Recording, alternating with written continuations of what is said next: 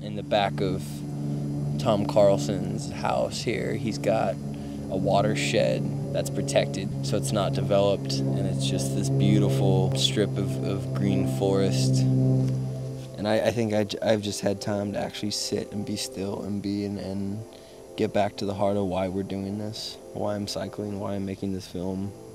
Remember the people that we've met, remember the sights that we've seen, and kind of prepare myself a little bit for what's to come. Garrett just got to interview Turk Pipkin, which is pretty freaking amazing. When there's someone in your industry that you really connect with, you connect with their work and you respect them, and then to actually get to meet that person face to face and almost flip the tables. The idea was, well, if mobility was about problems, then one piece at a time would be about solutions, and specific solutions, and it's built around basic rights. The water issue could have been about the larger issue of global water shortages, but since it was about basic rights, I really wanted it to be about children who don't have water, which it could be a lot of countries as well. And then I ended up in Ethiopia because that's probably the place where the problem is the most severe and the solutions are happening the fastest.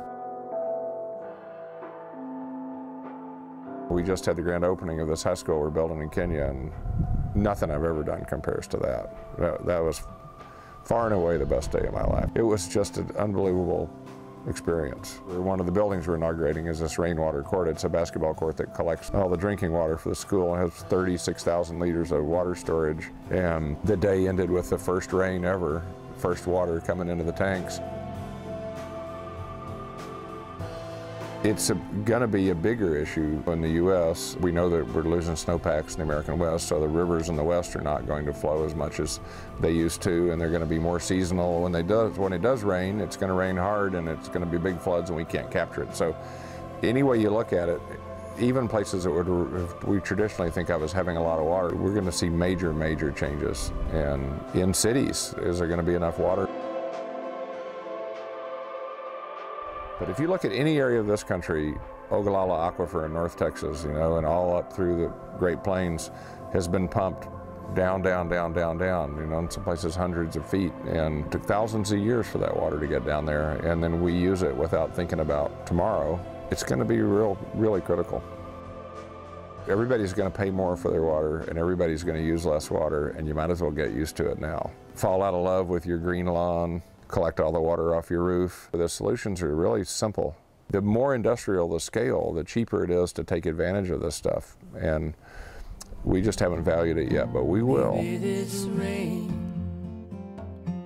will carry our sins away. People with water rights who own water and have access to water are going to find that it's very valuable. Power is one of the biggest users of water in this country. I mean, it's easy to see that we put it on our lawns too much, but power generation uses massive quantities. It's a depressing world, and it doesn't have to be. I mean, for all the bad stuff, all the crap that's happened, humankind is still moving forward in a lot of really good ways. 20 years from now, we'll be collecting rainwater in every building in the United States. This rain.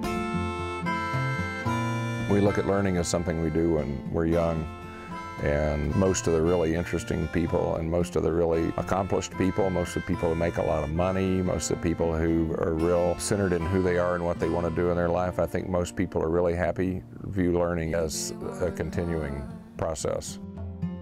We'll open all its windows wide and let the light in. And so I felt kind of extra broken, and then my body felt broken and my heart felt broken, and so it's been over time and over state lines and over all of this experience that we're gaining, and my body healing itself and building and getting stronger. My heart is healing itself and getting bigger and stronger. We ask this favor from amazing to be here with Tom and be hosted in his castle on the hill. A lot of really lovely wine, delicious food, a beautiful home. So we have been thoroughly spoiled, and I feel really lucky and grateful.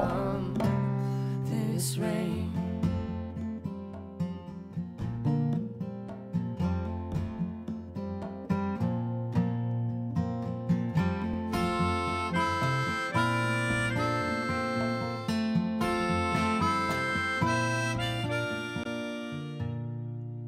Maybe this rain will carry our sins away.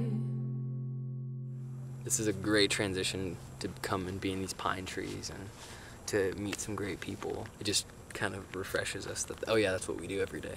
That's our career for this 3-month period. I feel really lucky to have had that much time with Tom and all the people that we spent time with in Austin. It was great to spend time with Michael. It was awesome to meet Turk. And this is the first state park that I've ever been to that has a golf course and a swimming pool. So once again, Texans do it a little bit different. It felt like in the middle of Texas, all of a sudden, you're home, welcome home. We have a little bit of bike riding left to do. I think there's still 5, 10, 1,500 miles. My name is Russell Kramer, and I'm riding my bicycle across the country. I originally intended on making a documentary about the environment, but I noticed that there's only a few people who really have much to say about it, and I ended up just making it about the American people whom I encountered, just collecting interviews and sort of letting the story tell itself. And it's fun to have kind of a family dinner now, huh? Yeah, you guys are pretty much my family. I haven't met anyone. He's an activist. Just in everything he does, there's just this like energy and positivity like kind of resonating out of him. And he wants to do an interview with me, which I thought was kind of funny. Oh, he was cool. We had like a little family dinner together, and one of those people that you just feel like you've known for a really long time.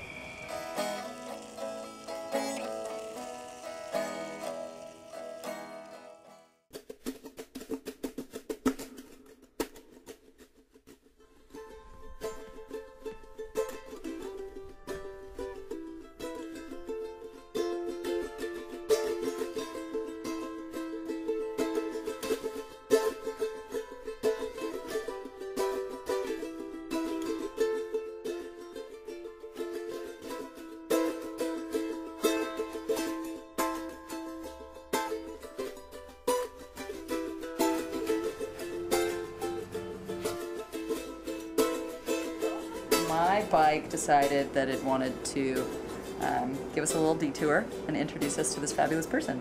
So here we are, and we're gonna hang out with John and get some broken spokes taken care of. I think he's up there. He's up there on the rating scale of the bike shop tour of the United States.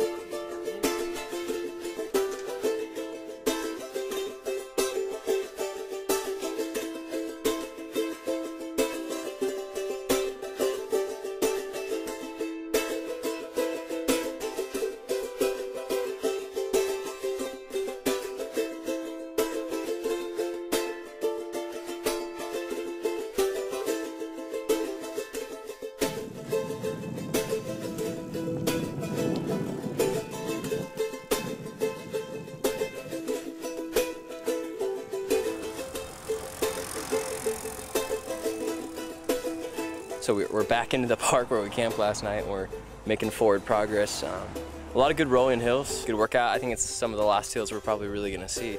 All the way, push, push. You're there. Tell me what to do. You're there. You're gorgeous inside. Yeah!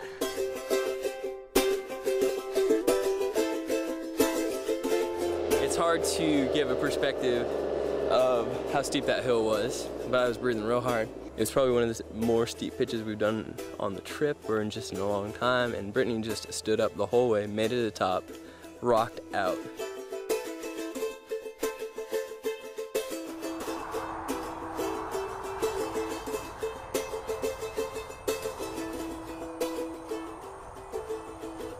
Even though today included just a weird vibe in the morning, broken spokes within the first mile, a few hours at a bike shop, a 5-hour late start to the ride, and about an hour and a half of freeway in the dark, I'm still really, really glad that I'm doing this.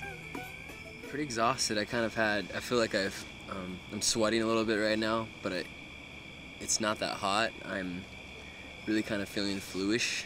I've been thinking about our water a lot lately because we have had some varied and interesting public sources of water supplied to us lately. This is city water right here, and it tastes and smells like natural gas, which is a refinery right up the road and a gas line, and the land's kind of raped from that.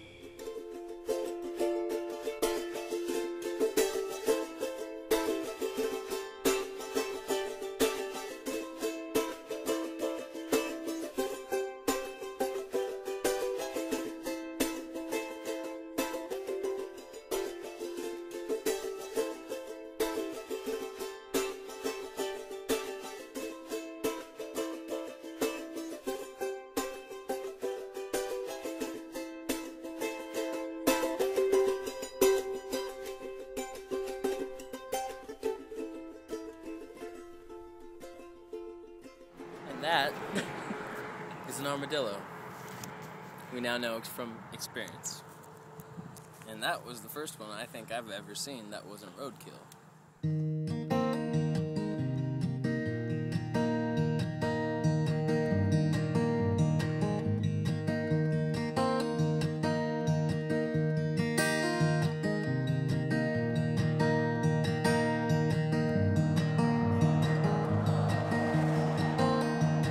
So I watched my brothers carry the guns and march on past our eager sons.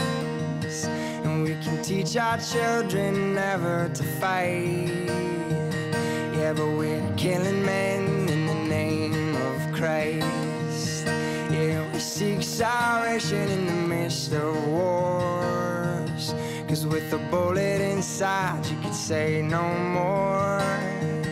Yeah, and our leaders watch from their house of stones. And they give them more money when they feel alone.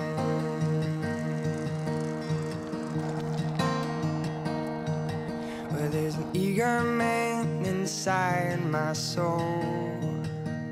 He sings out a song that I don't know. He says love is strong and love is whole. If you ain't got nothing, if you got no soul.